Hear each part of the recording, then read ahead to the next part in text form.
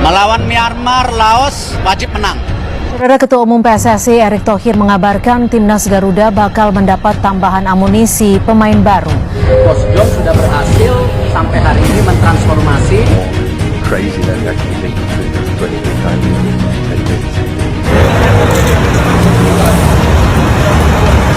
Mengerikan, siap hancurkan Vietnam dan Malaysia. Inilah formasi line up timnas paling ngeri diisi. Beberapa pemain bintang. Mari kita bahas, tonton sampai akhir ya. Lini serang timnas Indonesia berpeluang lebih garang dengan kemungkinan hadirnya calon pemain naturalisasi, Luke Vicari. Dia merupakan penyerang 20 tahun yang kini membela MacArthur FC di A-League Australia. Vicari menunjukkan performa menjanjikan musim ini. Dalam 19 penampilan, pemain berdarah Medan ini sukses membukukan 4 gol dan 1 assist, membuktikan potensi besar di usia muda. Pemain kelahiran Hawaii ini menegaskan kesiapan membela timnas Indonesia yang kini diasuh John Herdman. Saya pasti akan terbuka untuk itu, membela timnas Indonesia, dan tentunya sangat menarik berada di tim nasional. Bermain di depan puluhan ribu supporter Indonesia, saya pikir akan menjadi pengalaman yang luar biasa. Saya pasti akan mempertimbangkannya, kata Luke Vicari. Kesempatan membela skuad Garuda makin terbuka setelah Luke Vicari berkomunikasi langsung dengan John Herdman. Ya, saya sudah berkomunikasi dengannya. Kita sudah bicara beberapa kali, dan saya suka visinya bersama timnas Indonesia. Ya, itu akan sangat menarik, ujarnya. Vicari mengaku mengikuti perkembangan timnas Indonesia, termasuk target lolos Piala Dunia 2030 yang diusung tim Merah Putih. Jika saya membela timnas Indonesia suatu hari nanti, saya akan senang membantu skuad Garuda lolos Piala Dunia untuk pertama kali, tegas Luke Vicari. Dengan darah Indonesia dari neneknya di garis keturunan sang ibu, Luke Vicari membawa kombinasi pengalaman bermain di kompetisi top Australia dan semangat membela tanah leluhur. Kehadirannya diprediksi menambah variasi dan daya ledak lini depan timnas Indonesia. Peluang naturalisasi Luke Vicari membuka babak baru bagi Garuda untuk memperkuat skuad jelang target besar Piala Dunia 2030, sekaligus memberi opsi menarik di sektor penyerangan untuk John Herdman. Pemain keturunan Sumatera yang berkarir di Australia, Luke Vicari, mengaku sudah beberapa kali berkomunikasi dengan pelatih timnas Indonesia John Herdman. Ia sangat tertarik dengan visi yang dimiliki pelatih asal Inggris tersebut. Vicari menjadi salah satu pemain yang digadang-gadang akan dinaturalisasi untuk memperkuat timnas Indonesia. Penyerang 20 tahun itu saat ini bermain di kompetisi tertinggi sepak bola Australia bersama MacArthur FC. Vicari mengaku sudah beberapa kali berkomunikasi dengan Herdman. Ia mengaku kepincut dengan visi sang pelatih bersama timnas Indonesia. Kami sudah bicara beberapa kali, dan saya suka visinya bersama timnas Indonesia. Ya, itu akan sangat menarik, sambungnya. Pemain berdarah Medan itu bahkan mengaku sangat terbuka untuk membela timnas Indonesia. Vicari menyebut, bermain untuk skuad Garuda akan menjadi pengalaman yang luar biasa. Saya pikir saya pasti akan terbuka untuk itu, membela timnas Indonesia. Sangat tertarik berada di tim nasional, bermain di depan puluhan ribu orang di Indonesia dengan pertandingan-pertandingan yang akan mereka mainkan. Saya pikir itu akan menjadi pengalaman yang luar biasa, dan saya pasti akan mempertimbangkannya, tambah Vicari. Vicari dirasa sebagai sosok tepat untuk menambah daya gedor timnas Indonesia. Pemain yang bisa bermain di sektor sayap dan striker itu tercatat sudah mengemas total 6 gol dari 27 penampilan bersama MacArthur FC di semua kompetisi. Pelatih timnas Indonesia John Herdman diprediksi akan menurunkan komposisi starting 11 yang berbeda saat menghadapi Piala AFF 2026. Skuad Garuda kemungkinan besar tidak akan memanggil pemain diaspora yang kini berkarir di Eropa. Piala AFF 2026 menjadi agenda terdekat yang akan dijalani John Herdman setelah mengukir debut sebagai arsitek timnas Indonesia pada FIFA Series 2026. Meskipun levelnya berbeda, kejuaraan antar negara di regional Asia Tenggara itu tetap memiliki prestise tersendiri. Menurut jadwal, turnamen tersebut akan berlangsung pada 24 Juli hingga 26 Agustus 2026. Dengan kata lain, Piala AFF 2026 bergulir di luar kalender FIFA Matchday, sehingga John Herdman tidak bisa memanggil pemain-pemainnya yang kini berkarir di kompetisi Eropa. Juru taktik asal Inggris itu harus mengandalkan talenta-talenta lokal maupun naturalisasi yang saat ini berkarir di kompetisi domestik. Jika melihat talent pool yang tersedia, Hartman masih punya banyak nama-nama menarik yang bisa diandalkan di Piala AFF 2026. Masih ada sederet amunisi berkualitas yang kini tersebar di klub-klub BRI Super League 2025-2026 maupun di kawasan ASEAN. Berikut Bola.com menyajikan ulasan dan prediksi starting 11 Timnas Indonesia. Apabila mengacu pada FIFA Series 2026 lalu, ada beberapa pilihan kiper yang kemungkinan dimaksimalkan John Hartman. Dua nama yang terdepan yakni Nadeo Argawinata Borneo FC dan Cahya Supriyadi PISM Yogyakarta. Sementara itu untuk area belakang, Hartman masih bisa membawa beberapa pemain andalannya di Timnas Indonesia. Dua nama yang menarik tentu saja duet andalan Persija Jakarta, Rizky Ridho dan Jordi Amat. Apabila menggunakan skema 3 bek tengah sejajar, ada satu nama lagi yang bisa dipertimbangkan untuk menemani keduanya, yakni Sandy Walsh, yang saat ini berkarir bersama Buriram FC di Thai League One.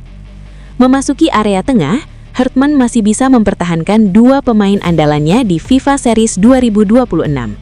Untuk mengawal sektor kiri, Doni Tripamungkas tentu bisa menjadi opsi yang menarik setelah tampil apik melawan Saint Kitts and Nevis. Adapun untuk area kanan, bisa dipercayakan kepada winger Malut United Yaakob Sayuri. Pemain asal Kepulauan Yapen itu menjadi salah satu alternatif terbaik untuk wingback kanan karena jadi pemain yang berbahaya di BRI Super League 2023. Lalu di sektor tengah, duet gelandang yang bisa dimaksimalkan ialah dua pemain Dewa United, Ricky Kambuaya dan Ivar Jenner. Sebetulnya ada Tom Haye yang bisa jadi opsi, tetapi tak bisa diturunkan karena sanksi larangan bermain. Jika melihat komposisi di FIFA Series 2026 lalu, Hartman sepertinya masih bisa mengandalkan sebagian besar pemainnya di depan. Salah satunya yakni Beckham Putranugraha yang sukses mencetak 2 gol kontra Saint Kitts and Nevis.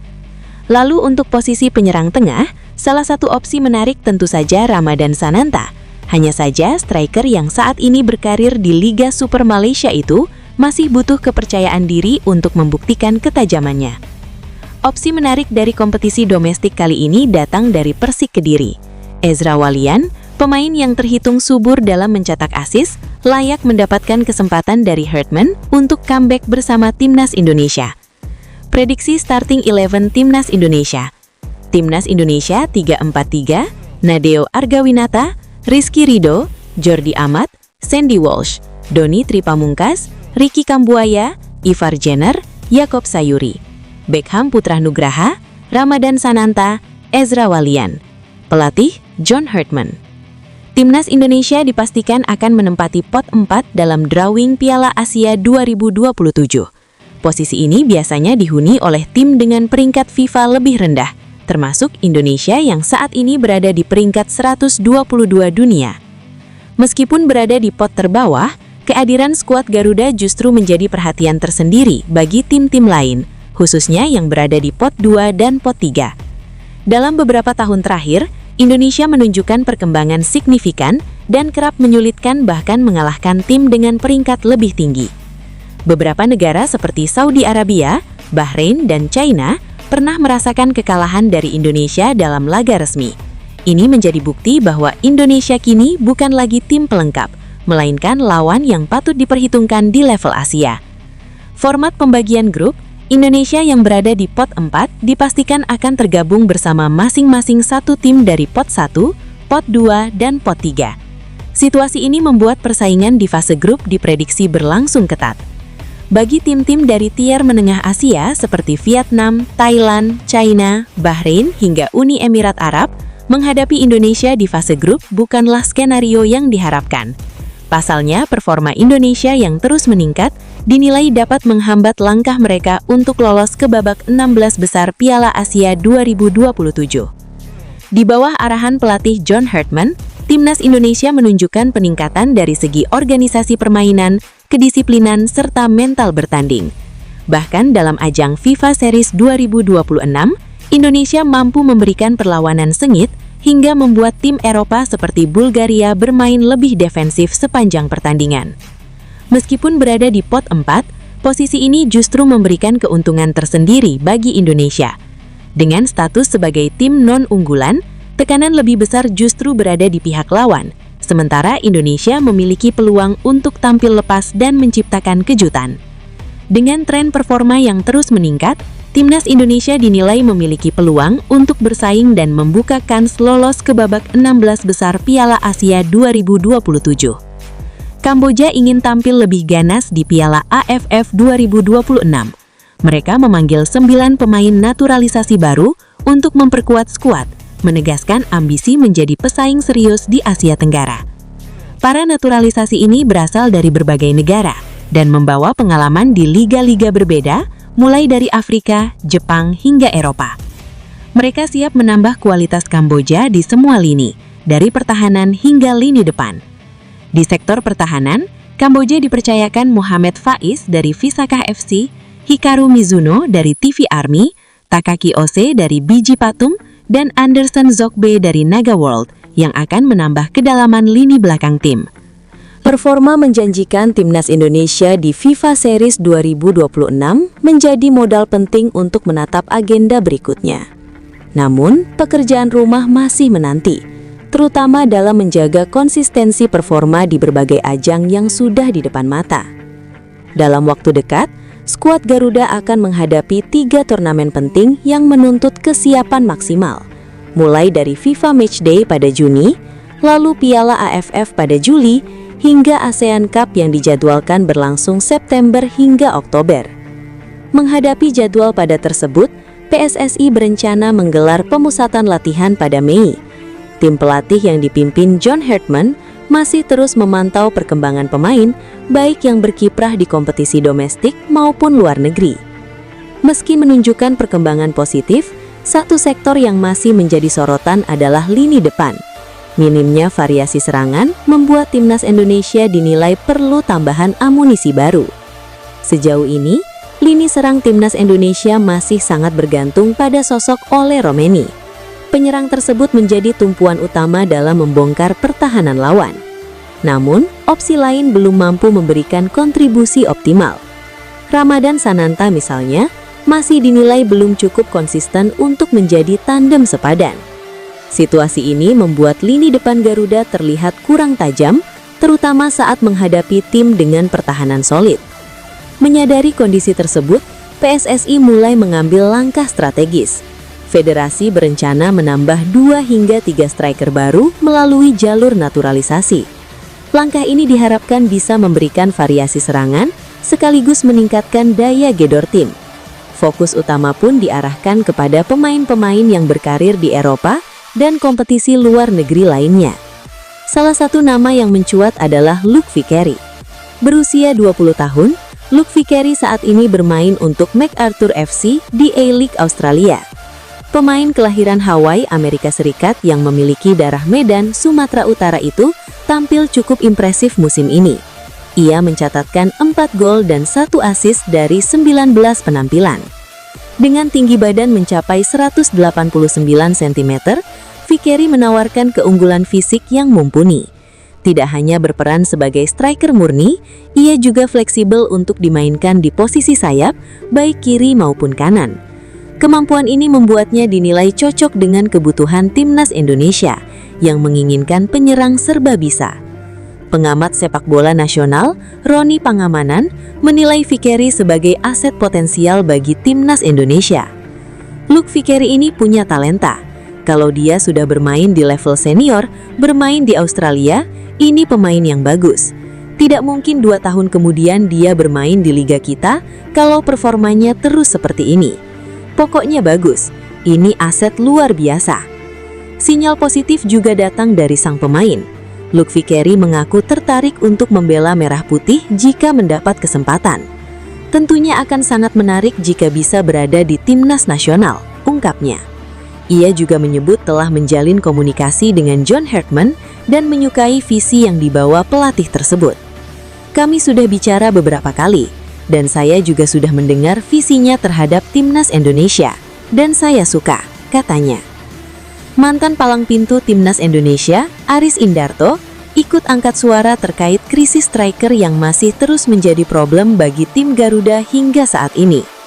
Kekurangan striker atau pemain bernomor punggung 9 tak hanya menerpa pelatih John Hartman, tapi juga dua pelatih Timnas Indonesia sebelumnya, Patrick Kluivert dan Sintayong.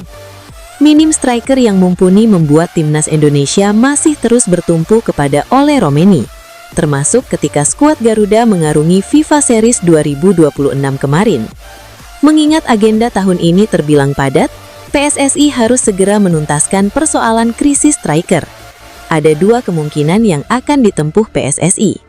Pertama, menaturalisasi pemain keturunan yang berkarir di Eropa, dan kedua, mencari striker lokal yang berkompetisi di BRI Super League. Opsi pertama sepertinya lebih realistis. Striker lokal dianggap belum punya kualitas seperti Ole Romeni. Hal itu dikatakan Aris Indarto via kanal YouTube Nusantara TV belum lama ini. Ya, secara kualitas mungkin agak susah ya. Untuk kualitas sekelas Ole Romeni sangat susah, karena ya kualitasnya beda. Ole Romeni disebut-sebut pemain yang cerdas. Dia di posisi nomor 10 bagus, di posisi nomor 10 juga bagus. Karena dia di posisi nomor 10 banyak nggak terkontrol. Karena di posisi nomor 9 kan pasti dijaga dua stopper. Kalau di posisi nomor 10 dia lebih melebar, bisa muncul dari lini kedua, dan lebih bebas karena lawan fokusnya akan berkurang. Selain striker, Aris Indarto juga mengingatkan kalau skuad Garuda butuh tambahan gelandang kreatif. Ia menjadikan laga kontra Bulgaria di final FIFA Series 2026 sebagai cerminan. Legenda 48 tahun yang juga pernah menjadi kapten Persija Jakarta itu mengatakan Timnas Indonesia butuh gelandang kreatif selain Tom Hey. Kita harus mencari gelandang yang kreatif, karena kalau kita seperti melawan Bulgaria, kalau mereka sudah parkir bus bahkan parkir pesawat apalagi, kita membutuhkan gelandang kreatif. Tandasnya, kita butuh berbagai macam cara untuk menembus pertahanan lawan. Jadi dibutuhkan gelandang-gelandang yang kreatif untuk memberi umpan kepada nomor 9 atau ke nomor 10. Pungkasnya, sepak bola Indonesia kembali menjadi sorotan utama dalam pemberitaan olahraga nasional, khususnya dengan adanya sejumlah laga penting yang akan diikuti Timnas Indonesia pada kesempatan FIFA Matchday mendatang. Dalam konteks pertandingan internasional yang semakin kompetitif, delegasi pelatih dan pemain Timnas Indonesia telah mulai mempersiapkan strategi pertahanan dan penyerangan untuk menghadapi lawan-lawan berkaliber tinggi. Persiapan matang ini menjadi momentum penting bagi tim Merah Putih untuk menunjukkan peningkatan performa mereka di kancah sepak bola Asia, terutama mengingat tingkat kesulitan pertandingan yang akan dihadapi dalam jadwal padat bulan-bulan mendatang. Antusiasme supporter Indonesia juga semakin meningkat seiring dengan kabar bahwa beberapa tim papan atas Eropa, termasuk Italia, kemungkinan akan menjadi lawan uji coba Timnas dalam persiapan menjelang kompetisi regional yang lebih besar. Perlu diketahui bahwa rangkaian laga FIFA Matchday merupakan kesempatan emas bagi setiap negara untuk mengasah performanya sebelum memasuki gelaran turnamen resmi. Bagi Timnas Indonesia, pertandingan-pertandingan ini bukan sekedar laga persahabatan biasa, melainkan ajang strategis untuk mengevaluasi kemampuan individu pemain, kohesi tim dan taktik yang telah dipersiapkan oleh staf pelatih. Dengan hadirnya lawan-lawan berkaliber internasional seperti Italia, yang merupakan salah satu negara dengan sejarah prestasi sepak bola terpanjang di dunia, Timnas Indonesia akan mendapatkan pengalaman berharga dalam menghadapi gaya permainan Eropa yang dikenal dengan tingkat disiplin dan teknik yang tinggi. Kesempatan ini juga menjadi wadah bagi para pemain muda Indonesia untuk menunjukkan bakat mereka di pentas internasional dan membangun kepercayaan diri menghadapi kompetisi yang lebih berat. Dari perspektif taktis dan manajemen kompetisi, persiapan Timnas Indonesia menunjukkan komitmen serius dari Federasi Sepak Bola Indonesia dalam mengembangkan standar permainan nasional. Pemilihan lawan-lawan berkaliber tinggi dalam agenda FIFA Matchday mencerminkan strategi jangka panjang untuk meningkatkan ranking FIFA dan ekspansi kredibilitas sepak bola Indonesia di tingkat global. Setiap pertandingan yang akan dimainkan akan menjadi data penting bagi analisis mendalam mengenai kekuatan dan kelemahan timnas yang nantinya dapat dijadikan acuan untuk penyesuaian strategi pertandingan mendatang. Selain itu, paparan terhadap gaya permainan tim-tim kuat seperti Italia akan membantu pemain Indonesia untuk teradaptasi dengan intensitas dan tempo permainan internasional yang jauh lebih tinggi daripada pertandingan domestik. Masyarakat Indonesia dan supporter setia Timnas Indonesia tentu menantikan berita-berita lebih lanjut mengenai jadwal pertandingan, skuad pemain yang akan dipilih, dan prestasi yang akan diraih dalam laga-laga mendatang. Ekspektasi tinggi memang mengiringi setiap kali Timnas Indonesia tampil di pentas internasional, dan kali ini tidak terkecuali dengan adanya tantangan dari tim-tim papan atas dunia. Momentum FIFA Matchday ini merupakan kesempatan emas untuk membuktikan bahwa sepak bola Indonesia terus berkembang dan mampu bersaing di level internasional, sehingga diharapkan dapat memberikan kepuasan bagi seluruh pecinta sepak bola tanah air dan menjadi awal dari pencapaian yang lebih besar.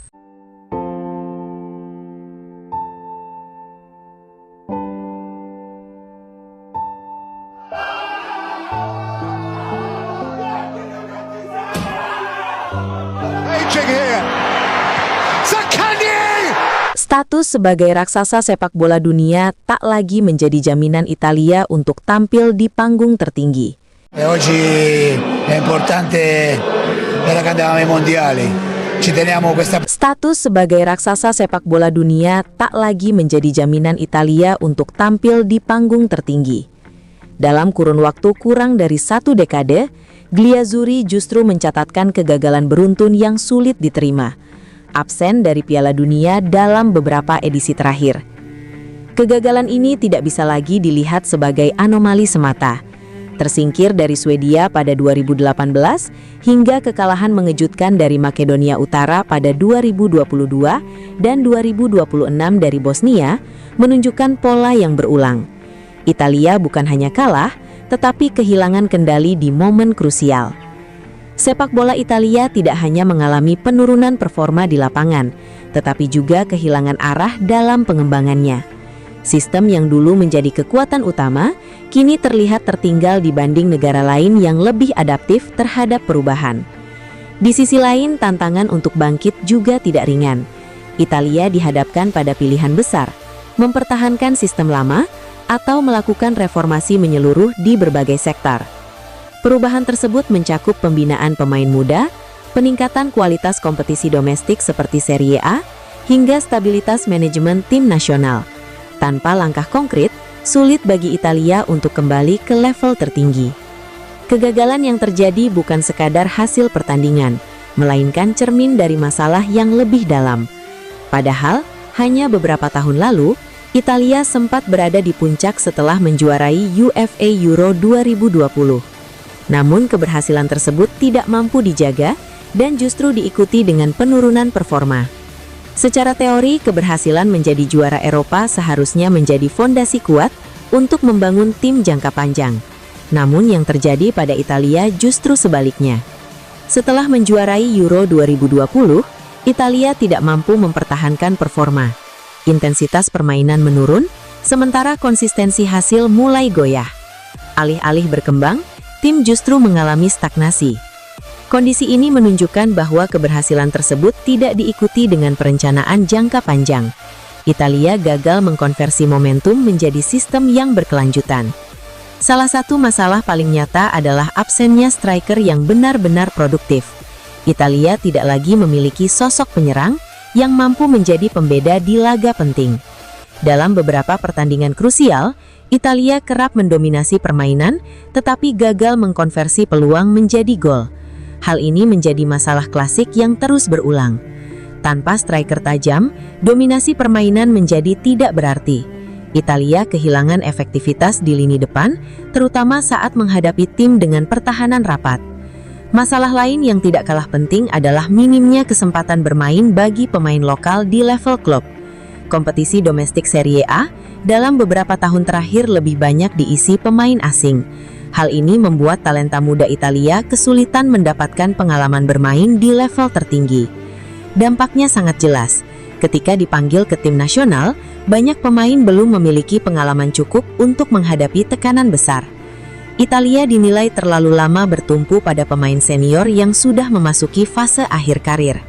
Alih-alih melakukan regenerasi secara bertahap, transisi dilakukan secara mendadak ketika performa pemain lama menurun. Akibatnya terjadi kekosongan kualitas di beberapa posisi. Situasi ini memperlihatkan bahwa regenerasi tidak berjalan secara sistematis. Italia kehilangan kesinambungan antar generasi. Kekalahan dari tim-tim non-unggulan menjadi indikasi adanya masalah mentalitas. Italia beberapa kali gagal menghadapi tim yang secara kualitas berada di bawah mereka. Hal ini menunjukkan adanya kecenderungan meremehkan lawan. Dalam sepak bola modern, kesalahan kecil seperti ini bisa berakibat fatal. Ketika menghadapi tekanan, Italia justru kesulitan menemukan solusi. Ini menjadi salah satu faktor utama kegagalan di laga penentuan. Italia dikenal dengan kekuatan taktik dan organisasi permainan. Namun dalam beberapa tahun terakhir, identitas tersebut mulai kehilangan efektivitas. Sepak bola modern berkembang dengan cepat, menuntut fleksibilitas dan inovasi.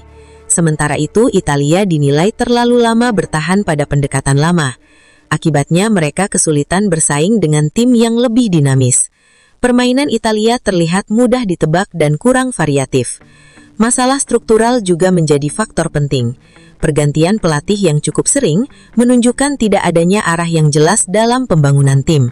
Setiap pelatih membawa pendekatan berbeda, tetapi tidak diiringi dengan sistem jangka panjang yang konsisten. Hal ini membuat proses pembentukan tim menjadi tidak optimal.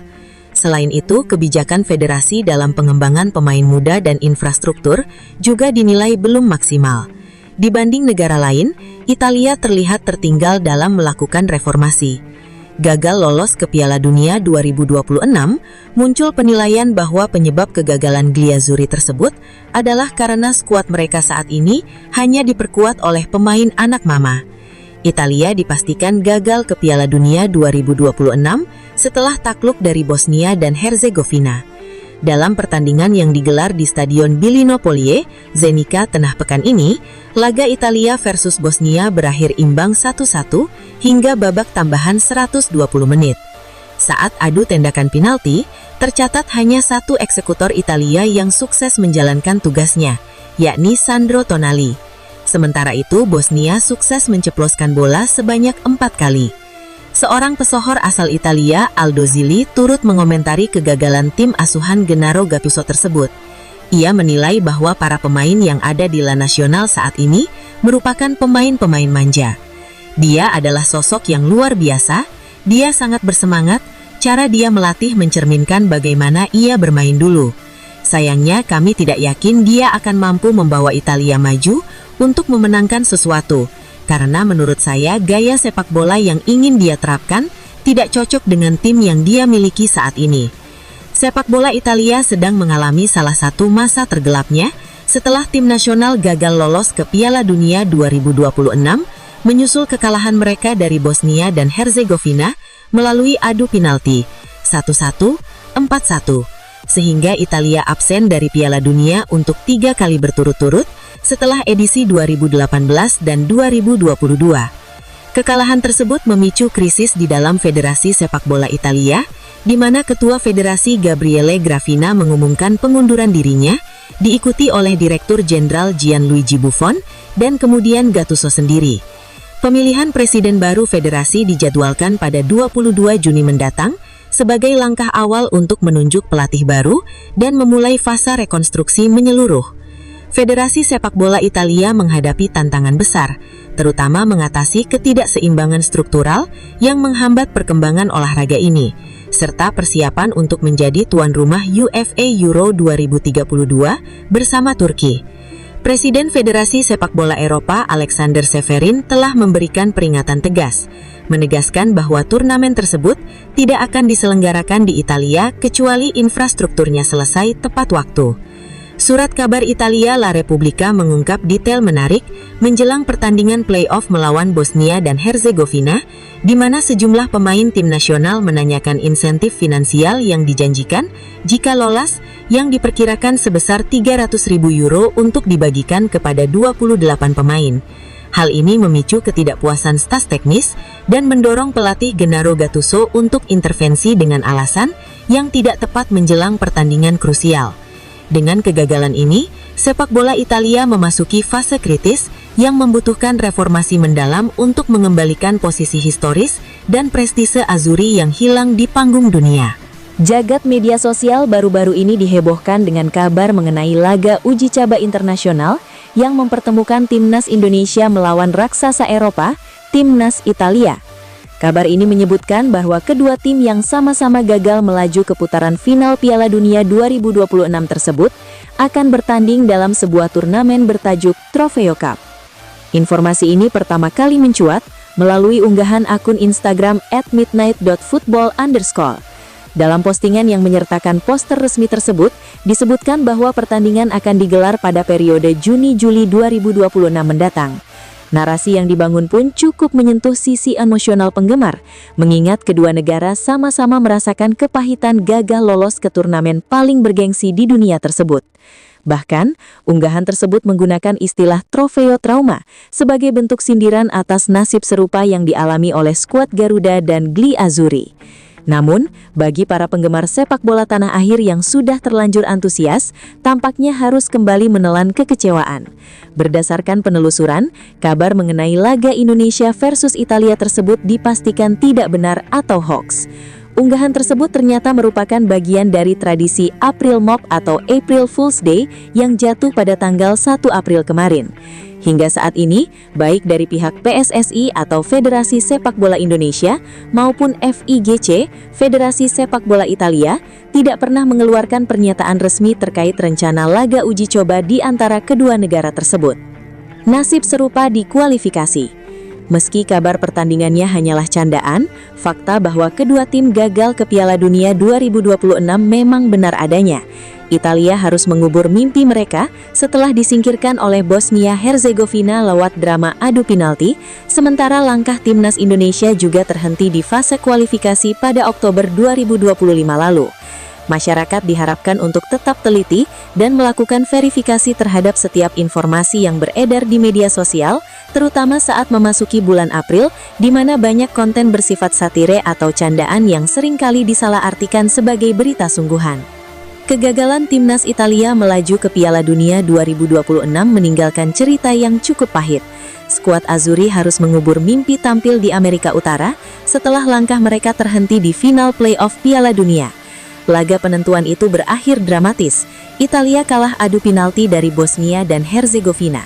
Hasil yang jelas menyakitkan, apalagi datang di momen sepenting itu. Tak lama setelah kekalahan tersebut, muncul isu di luar lapangan. Beberapa laporan menyebut para pemain sempat menuntut bonus besar jelang pertandingan. Kabar ini langsung menyebar dan memicu perdebatan di kalangan publik. Namun, seiring waktu, fakta mulai terlihat lebih jelas. Federasi sebenarnya memang menyiapkan bonus jika Italia lolos. Hanya saja, bentuknya bukan uang tunai seperti yang ramai diberitakan. La Repubblica sempat mengangkat klaim soal adanya permintaan bonus kolektif dari para pemain. Nilainya disebut mencapai 300.000 euro. Kalau dibagi rata, tiap pemain bisa mengantongi sekitar 10.000 euro. Angka itu kemudian jadi sorotan, apalagi dikaitkan dengan momen krusial jelang laga playoff. Dalam laporan yang sama, pelatih Gennaro Gattuso juga disebut ikut turun tangan. Ia berusaha meredam potensi gangguan agar fokus tim tetap terjaga. Namun narasi tersebut kemudian diluruskan oleh La Gazzetta dello Sport. Media ini menyebut tidak ada permintaan resmi dari pemain soal bonus uang. Jadi, isu yang beredar sebelumnya dianggap tidak sepenuhnya akurat. Di sisi lain, Federasi Sepak Bola Italia atau FIGC memang sudah menyiapkan bentuk apresiasi, tapi pendekatannya sedikit berbeda. Mereka menilai bonus uang tidak terlalu relevan bagi pemain yang sudah bergaji tinggi di klub masing-masing. Karena itu, opsi hadiah dengan nilai simbolis justru lebih dipertimbangkan. Salah satu rencana yang sempat muncul adalah pemberian jam watak mewah. Setiap pemain direncanakan mendapatkannya jika Italia berhasil lolos ke Piala Dunia. Sayangnya, rencana itu tidak pernah terrealisasi. Kegagalan di lapangan membuat semua skenario tersebut otomatis gugur. Memang benar, sempat ada obrolan internal di antara para pemain. Diskusi itu terjadi setelah laga melawan Irlandia Utara. Topiknya pun sempat menyinggung soal bonus, tapi menurut La Gazzetta dello Sport, Pembicaraan tersebut sifatnya santai, bukan tuntutan resmi. Para pemain disebut hanya membahas kemungkinan bentuk apresiasi, hal yang cukup wajar di dalam tim. Fokus utama mereka tetap sama, lolos ke Piala Dunia. Pada akhirnya, Italia tetap gagal mencapai target tersebut. Kekalahan dari Bosnia dan Herzegovina jadi pukulan besar bukan hanya bagi tim, tapi juga bagi publik sepak bola Italia. Seiring waktu, polemik soal bonus ini mulai meredah. Yang tersisa sekarang hanyalah evaluasi. Melawan Vietnam seperti hitungan. Ini benar-benar mantap. Piala AFF tidak lama lagi. Ini sangat seru dibahas. Tonton sampai akhir ya. Inilah line up mengerikan timnas Indonesia di Piala AFF. We've had good sessions, good intensity. The players have came in good spirit. They're very excited. Presiden ingin memastikan kesejahteraan atlet itu menjadi prioritas. Piala AFF 2026 bakal menjadi panggung timnas Indonesia. Skuad Garuda tergabung di grup A bersama Vietnam, Singapura, Kamboja, dan pemenang playoff antara Brunei Darussalam dan Timor Leste. Timnas Indonesia berada di pot 3 Piala AFF 2026 bersama Filipina. Dalam drawing di pot tersebut, tim Garuda sudah dipastikan bersama pemenang playoff antara Brunei atau Timor Leste, Kamboja, dan Vietnam yang merupakan juara bertahan. Singapura menjadi tim terakhir yang ditarik masuk dalam grup tersebut. Piala AFF 2026 atau yang kini dikenal dengan nama ASEAN Hyundai Cup 2026, kali ini digelar dengan jadwal yang berbeda dengan edisi-edisi sebelumnya. Jika sebelumnya digelar pada akhir tahun, kini turnamen tersebut digelar pada 24 Juli hingga 26 Agustus 2026. Masih menggunakan sistem round robin dengan setiap tim menjalani 2 laga kandang dan laga tandang di fase grup, serta 2 leg pertandingan home and away pada semifinal dan final. Piala AFF 2026 akan kembali menjadi suguhan yang dinantikan penggemar timnas Indonesia.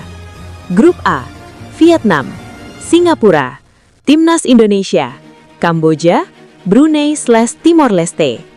Grup B, Thailand, Malaysia, Filipina, Myanmar, Laos. Jadwal pertandingan 24 Juli 2026, Kamboja versus Singapura. 24 Juli 2026, pemenang kualifikasi versus Vietnam. 27 Juli 2026, Indonesia versus Kamboja. 27 Juli 2026, Singapura versus pemenang kualifikasi. 31 Juli 2026, pemenang kualifikasi versus Indonesia. 31 Juli 2026, Vietnam versus Singapura. 3 Agustus 2026, Kamboja versus pemenang kualifikasi. 3 Agustus 2026, Indonesia versus Vietnam. 7 Agustus 2026, Vietnam versus Kamboja. 7 Agustus 2026, Singapura versus Indonesia. FIFA Series 2026 telah resmi berakhir dengan timnas Indonesia berada di peringkat kedua usai dikalahkan Bulgaria pada partai puncak. Namun beberapa pemain kemungkinan besar akan menjadi tulang punggung skuad Garuda di ajang Piala AFF 2026 mendatang. Debut John Hartman di timnas Indonesia berakhir cukup impresif. Meski baru menangani tim merah putih selama 2 bulan, ide permainan yang bakal diterapkan sudah mulai terlihat di FIFA Series. Di pertandingan pertama kontra Saint Kitts and Nevis, timnas Indonesia tampil sangat luar biasa. Jay Itzes dan kawan-kawan mampu meraih kemenangan dengan skor sangat telak, yakni 4-0. Pada laga kedua kontra Bulgaria, secara permainan skuad Garuda tampil cukup luar biasa. Mereka mampu menguasai jalannya pertandingan meski harus menelan kekalahan 1-0 melalui gol penalti yang dicetak pada menit ke-38. Berikutnya, John Hartman akan menjalani ajang yang tak kalah berat. Timnas Indonesia akan bertanding di Piala AFF 2026 yang rencananya bakal digelar pada 24 Juli sampai 26 Agustus 2026. Dalam ajang tersebut, Timnas Indonesia hampir dipastikan tidak akan tampil dengan kekuatan penuh. Pemain-pemain dari Eropa seperti Emil Audero, Jay Itzes, dan Calvin Verdong kemungkinan bakal absen karena berbenturan dengan agenda klub. Piala AFF yang tidak termasuk agenda FIFA pun membuat para pemain tersebut akan sangat sulit dilepas oleh klub. Oleh karena itu, John Hartman akan mengandalkan pemain-pemain lokal dan nama yang berkiprah di kompetisi Asia Tenggara. Berdasarkan 23 nama yang dipanggil di skuad final FIFA Series 2026, akan ada banyak pemain bakal bergabung dengan tim di Piala AFF. Siapa saja? Berikut prediksinya. Di posisi penjaga gawang, Cahya Supriyadi dan Nadeo Argawinata hampir dipastikan bakal bergabung. Sementara Marten Paes dan Emil Audero cukup sulit karena pada bulan Juli di Eropa kompetisi sudah mulai kembali atau memasuki masa pramusim. Kiper seperti Hernando Ari dan Teja Paku Alam kemungkinan akan dipanggil untuk mengisi kekosongan. Dua kiper tersebut pun cukup tampil luar biasa bersama timnya di Super League. Jordi Angat, Doni Tri Pamungkas, Rizky Ridho, dan Sandy Walsh akan menjadi tulang punggung lini belakang Timnas Indonesia di Piala AFF 2026 nanti. Sementara Jay Itzes sampai Kevin Dix kemungkinan bakal absen dalam ajang tersebut. Ivar Jenner dan Eliano Reijenders menjadi pemain yang kemungkinan besar bakal dipanggil untuk mengisi lini tengah. Keduanya saat ini bermain di Super League sehingga tidak akan ada kendala. Di lini serang, John Hartman memiliki banyak opsi. Mulai dari Beckham Putra, Mauro Zylstra, Ramadan Sananta, dan Yakob Sayuri bisa menjadi opsi untuk lini serang. Pelatih Timnas Indonesia John Hartman mulai memetakan kekuatan skuadnya menjelang ASEAN Championships 2026 atau Piala AFF yang dijadwalkan berlangsung pada 24 Juli sampai 26 Agustus mendatang. Dua talenta muda, Doni Tri Pamungkas dan Beckham Putra, disebut Hartman sebagai kandidat kuat untuk menjadi pilar penting Garuda di turnamen tersebut. Pernyataan itu muncul setelah Hartman merasa puas dengan penampilan keduanya saat masuk sebagai pemain pengganti dalam laga penutup FIFA Series kontra Bulgaria di Stadion Utama Gelora Bung Karno, Jakarta, Senin 30 Maret 2026.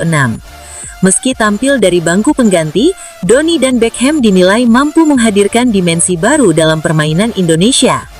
Saat Beckham dan Doni tampil sangat baik dari bangku pengganti, kata John Hartman usai pertandingan. Mereka menunjukkan bahwa untuk Hyundai Cup nanti, mereka bisa menjadi pemain penting. Kepercayaan diri mereka meningkat dalam beberapa hari ini. Mereka mulai memahami gaya permainan kami. Adapun Doni masuk menggantikan Justin Hubner pada menit ke-73. Sementara Beckham menyusul 6 menit kemudian menggantikan Joey Pelupesi. Kehadiran keduanya memberikan dampak positif pada alur serangan Indonesia, meski skuad Garuda pada akhirnya harus mengakui keunggulan Bulgaria dengan skor tipis 1-0. Soal keputusan tidak memainkan keduanya sejak awal, pelatih berusia 50 tahun itu menjelaskan adanya pertimbangan taktis. Bulgaria dinilai memiliki karakter permainan yang jauh lebih keras secara fisik dibandingkan lawan sebelumnya, Saint Kitts and Nevis. Apakah saya bisa memasukkan mereka lebih awal? Mungkin iya, tapi melawan tim dengan gaya fisik, Anda harus memilih momen yang tepat saat permainan mulai terbuka dan ruang lebih tersedia. Persiapan menuju ASEAN Championships 2026 memang menyimpan tantangan tersendiri bagi Hartman. Turnamen ini tidak masuk kalender internasional resmi FIFA, sehingga timnas kemungkinan besar tidak bisa diperkuat oleh sejumlah pemain diaspora yang berkarir di Eropa seperti Jay Itzes dari Italia, Kevin Dix dari Jerman, dan Calvin Verdong dari Prancis. Selain Doni dan Beckham, Hartman juga dapat mengandalkan Rizky Ridho yang tampil konsisten tanpa tergantikan dalam 2 laga terakhir FIFA Series. Nama lain yang mencuri perhatian adalah Ramadan Sananta, yang bahkan disamakan Hartman dengan gaya permainan striker kawakan dari Prancis Olivier Giroud. Di ASEAN Championships 2026, Indonesia menghuni grup A bersama Vietnam, Singapura, Kamboja, serta pemenang babak playoff antara Timor Leste dan Brunei Darussalam. Menilik catatan sejarah, dari 15 edisi yang telah diikuti, prestasi tertinggi Garuda adalah runner-up sebanyak 6 kali pada tahun 2000, 2002, 2004, 2010, 2016, dan 2020. Ngeri, pemain FIFA ASEAN Cup ada David da Silva, Haaland, Mbappe, Erick Thohir sampai ngomong gini. Nanti akan kita usulkan ke Pak Menpora, ada 3 pemain tambahan untuk senior. Ya.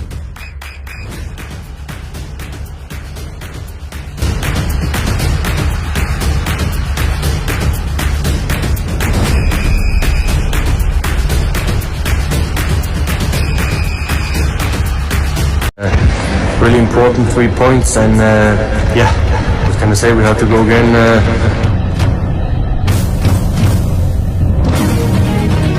Jadi mudah-mudahan ini bisa menambah juga persiapan buat timnya ke depan nanti. Di luar dugaan, starting line up gila Timnas Indonesia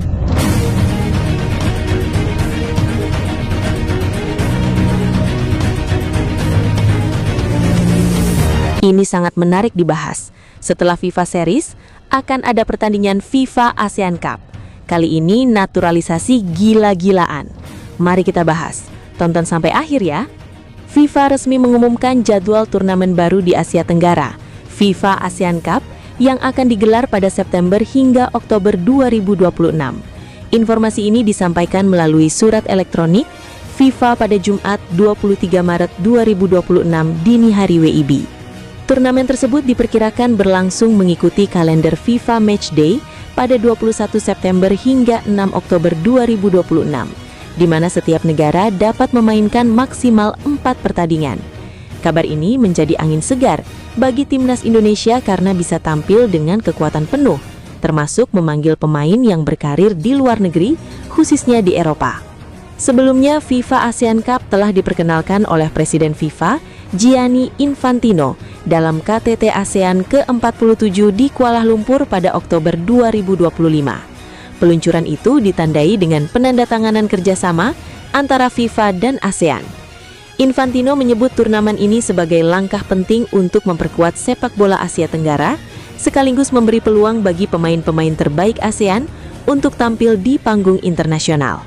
Setelah FIFA Series, fokus Timnas Indonesia akan beralih ke Piala AFF 2026 yang kini dikenal sebagai ASEAN Hyundai Cup 2026.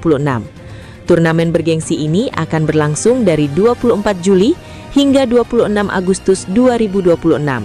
Ini menandai perubahan jadwal dari edisi sebelumnya yang biasanya di akhir tahun. Format turnamen akan dibagi menjadi fase grup dan fase gugir.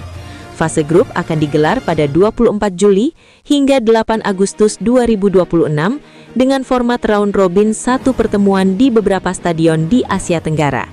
Semifinal dan final akan menggunakan format kandang tandang dari 15 hingga 26 Agustus 2026. Berdasarkan hasil undian grup pada Kamis, 15 Januari 2026, Timnas Indonesia tergabung di grup A. Garuda akan bersaing ketat dengan Vietnam, Singapura, Kamboja, dan pemenang play-off antara Brunei Darussalam atau Timor Leste. Persaingan di grup ini diprediksi akan sangat sengit. Timnas Indonesia akan memulai perjalanan di Piala AFF 2026 pada matchday kedua grup A melawan Kamboja. Selanjutnya, mereka akan menghadapi pemenang play-off, Brunei atau Timor Leste. Pertandingan krusial melawan Vietnam akan menjadi laga kandang bagi Indonesia sebelum menutup fase grup dengan menghadapi Singapura. Hyundai Motor Company telah menjadi sponsor utama turnamen ini, memberikan dukungan signifikan. Partisipasi di Piala AFF 2026 menjadi bagian penting dari agenda padat Timnas Indonesia. Ini juga merupakan salah satu tahapan menuju target lebih besar, yaitu Piala Asia 2027. FIFA mengirimkan surat elektronik pada Jumat, 23 Maret 2026, dini hari WIB dengan subjek Dewan FIFA menyoroti kekuatan sepak bola dan FIFA World Cup sebagai sarana untuk membangun jembatan dan mempromosikan perdamaian. Itu ialah kepastian mengenai jadwal penyelenggaraan FIFA ASEAN Cup, turnamen baru di kawasan Asia Tenggara, ASEAN. FIFA mengabarkan bahwa FIFA ASEAN Cup bakal berlangsung pada September-Oktober 2026. Dewan FIFA memperkenalkan FIFA ASEAN Cup yang direncanakan mulai digelar pada September-Oktober 2026, tulis FIFA. Lawan kita loh, lawan Indonesia ini tim Eropa yang punya nama cukup besar di Eropa dulu. Dibilang kita kalah sama mereka enggak. Ya. Tetapi Kenapa mereka juga selebrasi berlebihan Australia sama kita? Karena Di luar dugaan, ini benar mengejutkan. Pelatih Timnas Indonesia, John Herdman, berbicara mengenai pembentukan Dream Team alias Tim Impian Garuda setelah FIFA Series 2026. kita sudah sepakat yang namanya pemain, wasit, pemilik, pengurus, termasuk saya. Sangat mengejutkan, Erick Thohir Prabowo, John Herdman, akhirnya angkat bicara soal wasit curangi Timnas Indonesia. Ini sangat menarik dibahas. Jadi malu. Nah sekarang dia ini. Tadi saya bilang sama pemain, tidak ada yang nundukin kepala, tidak ada yang nangis. Profil wasit Nazmi Nasaruddin, pengandil asal Malaysia yang memimpin pertandingan final FIFA Series 2026 antara Timnas Indonesia melawan Malaysia. Wasit asal Malaysia, Nazmi Nasaruddin, menjadi pengandil di laga final FIFA Series antara Timnas Indonesia melawan Malaysia di Stadion Gelora Bung Karno, Jakarta, Senin 30 Maret 2026.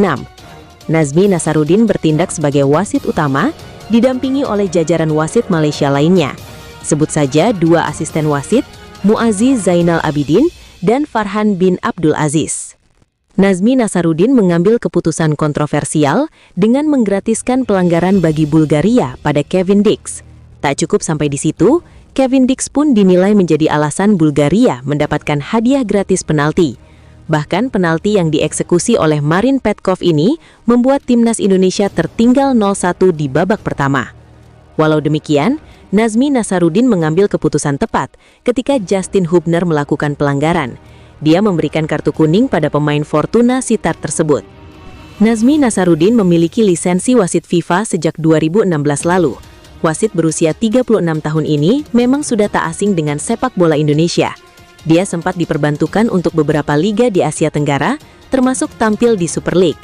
Musim 2025-2026 ini saja, dia sudah 3 kali memimpin pertandingan Super League. Selain itu, dia pun memimpin pertandingan di Liga Vietnam dan Divisi Pertama Liga Arab Saudi. Di level internasional, dia memimpin beberapa pertandingan seperti Thailand melawan Irak dan kompetisi antar klub Asia, AFC Champions League Elite. Dia pun memimpin pertandingan di kompetisi asal negaranya Malaysia, seperti Piala Liga Malaysia, Malaysia Super League, dan Piala Malaysia. Juga ditotalkan, musim ini dia sudah memimpin 19 pertandingan dengan memberikan 47 kartu kuning, 1 kartu merah dari akumulasi kartu kuning, 2 kartu merah langsung, serta 5 kali penalti. Yang baik bagi saya karena ya saya terjatuh di balapan. Ya. Feda Ega Pratama menggila, ini benar-benar di luar dugaan. Mari kita bahas, tonton sampai akhir ya. Seorang pembalap berusia 17 tahun bisa melakukan sesuatu yang bahkan pembalap senior pun enggan mencoba. Namun menonton dan memahami adalah 2 hal yang sangat berbeda. Jika Anda ingin tahu mengapa manuver triple overtake Feda Ega Pratama yang viral itu bukan sekadar keberuntungan, melainkan hasil dari 4 keputusan teknis yang sempurna yang dibuat dalam hitungan milidetik. Karena di balik 3 detik yang menggemparkan dunia itu, tersimpan sains balap yang tidak bisa diajarkan dalam semalam. Saat sebuah manuver terjadi di kecepatan lebih dari 130 km per jam, mata manusia tidak mampu menangkap semua detailnya secara real time. Yang penonton lihat hanyalah hasilnya. Motor Feda tiba-tiba muncul dari sisi dalam, melewati 1, 2, 3 pembalap, dan keluar di posisi yang jauh lebih baik. Titik pengereman atau breaking point adalah keputusan paling fundamental dalam setiap overtake. Pembalap yang berani mengerem lebih dalam dari rivalnya akan selalu memiliki keunggulan posisi saat masuk tikungan, asalkan ia bisa menghentikan motornya tepat waktu. Pada triple overtake Feda, analisis data telemetri menunjukkan bahwa ia mengerem 15 hingga 20 meter lebih dalam dari titik pengereman standar yang dipakai mayoritas pembalap di tikungan tersebut.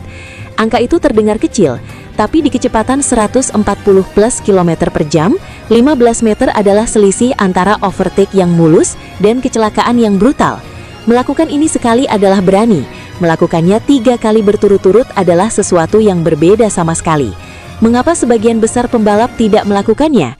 Ada batas psikologis yang disebut analis balap sebagai comfort zone braking, titik di mana otak pembalap sudah terprogram untuk mulai mengerem karena merasa tikungan sudah terlalu dekat. Melewati batas itu membutuhkan keberanian yang terlatih, bukan sekadar nekat. Veda, yang mengasah instingnya di jalan-jalan berliku Gunung Kidul Yogyakarta sejak kecil, memiliki comfort zone braking yang secara alami berada jauh lebih dalam dibanding rekan-rekan seprofesinya. Setiap sirkuit balap memiliki racing line ideal, jalur terpendek dan tercepat yang menghubungkan satu tikungan ke tikungan berikutnya. Di setiap sesi latihan, semua pembalap berlatih mengikuti jalur yang sama ini hingga menjadi hafalan otomatis. Masalahnya, jika semua orang menggunakan racing line yang sama, tidak ada ruang untuk overtake. Untuk melewati lawan, seorang pembalap harus berani mengambil racing line alternatif, jalur yang secara geometris lebih panjang, tetapi membuka ruang untuk masuk di sisi dalam. Dalam triple overtake Veda, yang membuatnya luar biasa adalah, ia tidak hanya memilih racing line alternatif sekali, ia memilihnya 3 kali berturut-turut di 3 tikungan yang berbeda, dengan masing-masing tikungan memiliki karakteristik yang berbeda pula. Detail teknis yang jarang diperhatikan. Racing line alternatif di sisi dalam tikungan biasanya memiliki grip yang lebih rendah karena ban pembalap lain jarang melewatinya. Artinya aspal di sana lebih kotor dan licin. Veda harus mengkompensasi hal ini dengan penyesuaian tekanan pengereman dan sudut lean angle yang sangat presisi. Ini adalah keputusan yang paling tidak terlihat oleh mata, tetapi yang paling menentukan apakah manuver berakhir dengan kemenangan atau kecelakaan. Setelah melewati titik apex tikungan, pembalap harus membuka gas atau throttle untuk mengakselerasi keluar tikungan. Jika throttle dibuka terlalu tiba-tiba, ban belakang kehilangan traksi, yang dalam kondisi ekstrim bisa berakhir dengan high side, seperti yang dialami Veda sendiri di SOTA, Amerika Serikat. Pada triple overtake Veda, throttle Veda dibuka secara sangat progresif dan bertahap di setiap tikungan, memastikan ban belakang mendapatkan traksi secara gradual, bukan secara tiba-tiba. Inilah yang memungkinkannya mempertahankan kecepatan tinggi di corner exit tanpa spin. Para teknisi Honda Tim Asia yang memantau data real-time dari pit wall menyebut profil throttle Veda di 3 tikungan itu sebagai hampir sempurna, sebuah pujian yang jarang mereka berikan bahkan kepada pembalap senior. Inilah keputusan yang paling membuat para analis kognitif dan psikolog olahraga terpesona, sebuah kemampuan yang melampaui sekadar teknik berkendara. Pada saat manuver Veda memulainya, ada 3 pembalap dengan 3 motor dan 3 pola pergerakan berbeda yang harus ia pantau sekaligus. Pembalap A di depan, seberapa cepat ia masuk tikungan, apakah ia akan menutup jalur dalam. Pembalap B di samping, apakah ia akan bereaksi defensif saat melihat Veda datang. Pembalap C yang akan dihadapi berikutnya, apakah posisinya memungkinkan Veda untuk segera melanjutkan manuver. Kesalahan memprediksi 1 dari 3 pembalap ini saja sudah cukup untuk membuat seluruh manuver berakhir dengan tabrakan berantai. Seorang analis kognitif olahraga yang mengkaji video tersebut menyimpulkan, apa yang dilakukan Veda secara kognitif setara dengan seorang grandmaster catur yang memikirkan 3 langkah ke depan, sambil bergerak dengan kecepatan 140 km per jam dan tubuh yang menanggung G-force ekstrim. Ini bukan sekadar talent, ini adalah kemampuan kognitif kelas langka. Saat rekaman viral itu pertama kali beredar di pedok Eropa, reaksi pertama banyak teknisi adalah skeptis. Mereka menduga Veda hanya beruntung. 3 pembalap secara kebetulan memberi ruang pada saat yang tepat. Namun setelah data telemetri dianalisis secara detail, kesimpulannya berubah total. Tidak ada keberuntungan di sana. Setiap milidetik dari manuver itu adalah hasil kalkulasi yang tepat sasaran. Triple overtake itu bukan muncul dari ruang hampa. Ia adalah puncak dari perjalanan jauh yang dimulai jauh sebelum Veda menginjak sirkuit Eropa pertama kalinya. Jika satu manuver saja sudah cukup untuk membuat Marc Marquez geleng kepala, komunitas balap Italia menyebutnya talento puro, dan 2,1 juta orang menontonnya berulang kali. Bayangkan apa yang akan terjadi ketika Veda Ega Pratama semakin matang dan semakin memahami batas kemampuan dirinya. GP Spanyol 2026 di sirkuit Jerez pada 24 hingga 26 April 2026 adalah kesempatan berikutnya. Dan Jerez, dengan 13 tikungannya yang kompak dan beruntun, adalah laboratorium perfect bagi Veda untuk kembali mempertontonkan apa yang para analis dunia sudah tahu. Pemuda Gunung Kidul ini bukan sekadar pembalap biasa. Race Moto3 mulai Minggu 26 April 2026 pukul 16 waktu Indonesia Barat, live di Trans 7. Indonesia bersiaplah. Pembalap Red Bull KTM Ajo ini menyabat tempat ketiga pada balapan yang mentas Senin 30 Maret 2026 dini hari itu tersebut. Dalam prosesnya, dia sempat membuat manuver yang memaksa pembalap lain Valentin Perone keluar lintasan. Menyampaikan permintaan maaf atas manuver yang dia lakukan di tikungan terakhir tepat sebelum garis finish itu, dia mengaku tidak punya pilihan lain karena ingin mengamankan kemenangan. Akhirnya, balapan tersebut juga tak bisa dimenangi oleh Carpe. Pembalap Leopard Racing Guido Pini memanfaatkan celah yang dibuat Carpe dan Perone untuk menyabat posisi pertama.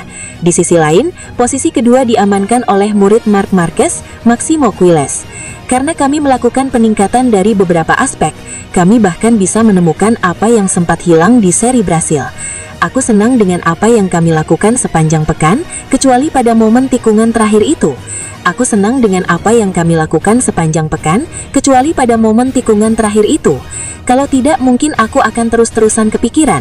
Mungkin aku harus melakukannya. Itulah yang kemudian aku pikirkan. Seperti itulah balapan. Aku meminta maaf, tidak ada jalan lain selain melakukan hal tersebut, sambung Carpe. Selanjutnya, Carpe dan kawan-kawan akan mengaspal kembali pada 24 hingga 26 April mendatang di Moto3 Spanyol 2026. Pembalap KTM Ajo ini menyebut balapan mendatang akan sangat berbeda dari seri-seri sebelumnya.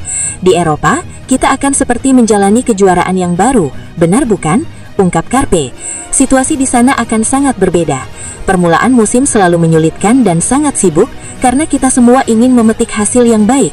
Terkadang kami juga sering lepas kontrol pada balapan pertama. Hal itu terjadi bukan hanya pada saya, tetapi hampir keseluruhan grid.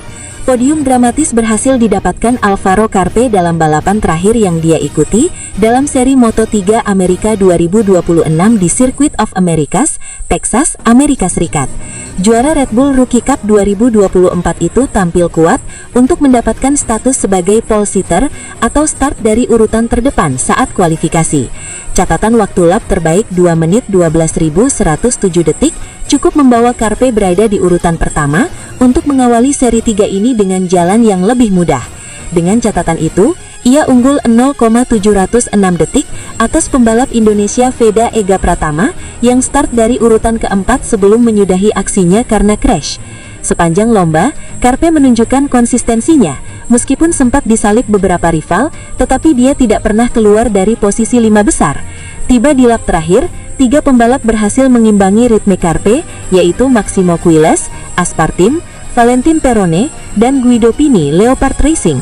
Kans menang didapatkan Carpe di mana dia sedang berduel memperebutkan 2 posisi teratas menghadapi Perone, sedangkan Quiles dan Pini membuntuti di posisi ketiga dan 4. Perubahan secara dramatis seketika terjadi di tikungan terakhir ketika Carpe dan Perone sedikit melebar dan memberi ruang kepada Pini dan Quiles untuk finish di urutan 1 dan 2.